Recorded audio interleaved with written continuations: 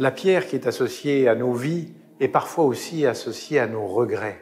Et lorsque il y a péché, en particulier dans la peinture religieuse, il y a une façon de se servir de la pierre pour dire « c'est ma faute, c'est ma faute, c'est ma très grande faute ».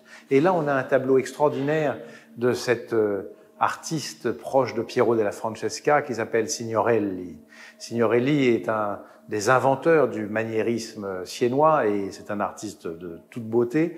Et là, il a pris la pierre dans sa main et l'a frappée sur sa poitrine et on comprend que la vision vient de la pierre. Et toute la salle est consacrée à ces grands personnages qui, avec les pierres, ont pu exprimer leurs regrets et trouver à travers cela une autre vision. Le grand artiste français Jean-Michel Alberola s'est intéressé à la vie des mystiques qui, au IVe siècle, sont partis vivre dans le désert. Et l'un des plus célèbres parmi eux était un saint qui s'appelle Saint Agathon. Agathon était un homme pieux, il était remarquable et on le considérait comme potentiellement un saint, sinon qu'il avait un défaut un peu grave, c'est qu'il se mettait en colère.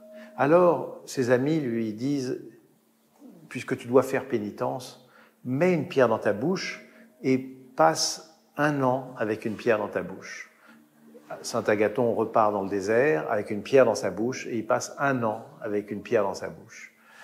Et puis une 2e année, et puis 10 ans. Et au bout de 10 ans, il décide de revenir au village. Et là, quand il revient dans son village, il remplit sa cruche d'eau.